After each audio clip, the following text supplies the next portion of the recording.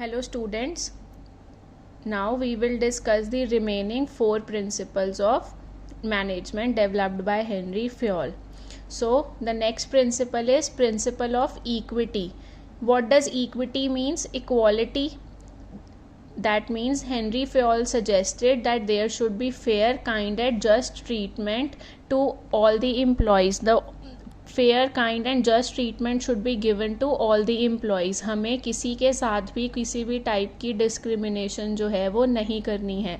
सबके लिए same policy, same rules and regulations जो हैं वो होने चाहिए. हमें किसी भी तरीके की प्रेफरेंस या फिर बायसनेस नहीं करनी है. नो प्रेफरेंस टू मेल और a person of special religion for promotion. There should be no discrimination at all and just fair, kind and equal treatment to all the employees. So what are the positive effects of this principle? Employees get satisfied, motivate the employees and boost up the morale of the employees. If there would be no discrimination, then employees will get satisfied and also they would be motivated. Now what are the consequences of violation of this principle? अगर हम ये principle follow नहीं करेंगे equity का, तो there will be dissatisfaction in employees, there will be increase in turnover, maybe और employees जो हैं वो हमारी organization को leave कर दें. There will be unhealthy relationship between superior and subordinates. अगर किसी भी टाइप की discrimination होगी तो superiors का और subordinates का relation जो है वो अच्छा नहीं होगा. Now the next principle is stability of tenure of personnel. इसका क्या मतलब होता है स्टेबिलिटी ऑफ टेन्योर, कि अगर हमारे ऑर्गेनाइजेशन में कोई भी एम्प्लॉयज़ काम कर रहे हैं तो उनको हमें स्टेबल रखना है. We want them in our organisation, कि वो बहुत जल्दी हमारी ऑर्गेनाइजेशन को लीव ना करें. जिसके लिए फ़योल ने क्या कहा, there should be no frequent transfer और टर्मिनेशन. ना ही एम्प्लॉयज़ के ज़्यादा बार ट्रांसफ़र होने चाहिए और ना ही उनको टर्मिनेट करना है. कम से कम giving a minimum time to employees to settle down. हमें जो एम्प्लॉयज़ को है वो मिनिमम टाइम देना है टू सेटल डाउन. कोई भी अगर ऑर्गेनाइजेशन ज्वाइन करता है तो उसे कुछ टाइम लगता है वहाँ पे सब चीज़ों से फेमिलियर होने में, तो हमें उनको वो एप्रोप्रिएट टाइम ड्यूरेशन जो है वो प्रोवाइड करनी चाहिए और हमें उन्हें जॉब सिक्योरिटी भी प्रोवाइड करनी चाहिए. इसके पॉजिटिव इफेक्ट्स क्या होंगे? It will improve the efficiency level of employees and there will be no wastage of time and resources.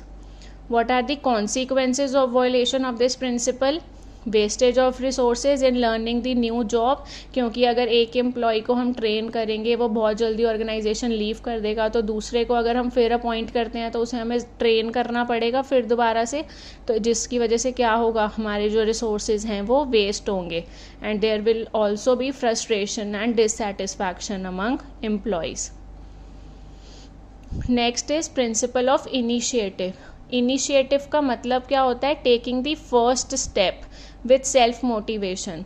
अगर हम किसी भी काम को करने के लिए फर्स्ट स्टेप उठाते हैं, फर्स्टली हम आगे आते हैं उसके लिए, तो दैट इज़ कॉल्ड इनिशिएटिव. तो हमें एम्प्लॉयज़ को एनकरेज करना चाहिए कि वो आगे आएँ, इनिशिएटिव लें और सजेशंस दें, ताकि इससे क्या होगा, एम्प्लॉयज़ में भी जो है एक बिलोंगिंगनेस की फीलिंग डेवलप होगी, कि एम्प्लॉयज़ को भी लगेगा कि yes we are the part of this organisation and this organisation values us. तो इसलिए इससे एम्प्लॉयज़ भी जो हैं वो मोटिवेट होंगे. पॉजिटिव इफेक्ट्स क्या होंगे इस प्रिंसिपल को फॉलो करने के? Employees achieve the target on time if they are set up with their consultation. तो अगर एम्प्लॉयज़ ने ही सजेशंस दिए होंगे और हमने माने होंगे, एम्प्लॉय से सब कुछ हमने कंसल्ट किया होगा, तो एम्प्लॉयज़ टाइमली टारगेट अपना अचीव कर पाएंगे और इससे क्या होगा, एक फीलिंग ऑफ बिलोंगिंगनेस भी आ जाएगी एम्प्लॉयज़ के अंदर. Now what are the consequences of violation of this principle? Employees will not work to the best of their ability.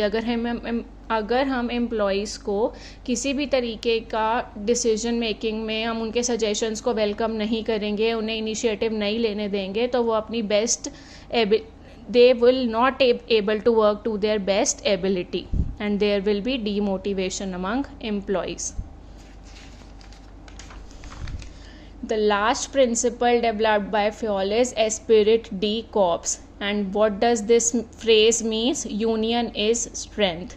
इसी से आपको पता लग जाएगा कि इसका क्या मतलब है कि हमें टीम स्पिरिट को जो है वो एनकरेज करना है इन एन ऑर्गेनाइजेशन. हमें एम्प्लॉयज़ को भी ये बताना है, उन्हें ये समझाना है कि हमें टीम वर्क कैसे करना है. Union is strength. And the main concept which this principle follows is replace I with we. कि हमें हर काम को I will do this, I will do that की जगह हमें क्या कहना है? We will do this and we will do that.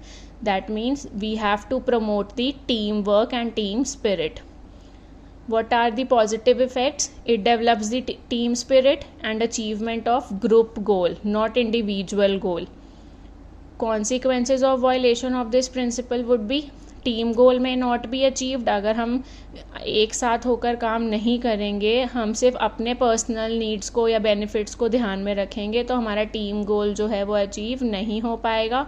No team spirit and more stress on individualism. Team spirit भी डेवलप नहीं हो पाएगी और ज़्यादा जो स्ट्रेस है वो इंडिविजुअल जो इंटरेस्ट हैं उनको फुलफ़िल करने में होगा. तो हम इससे कोऑर्डिनेशन की जो इम्पोर्टेंस है वो भी नहीं सीख पाएंगे. I hope these 14 principles developed by Henry Fayol are clear to you. Thank you.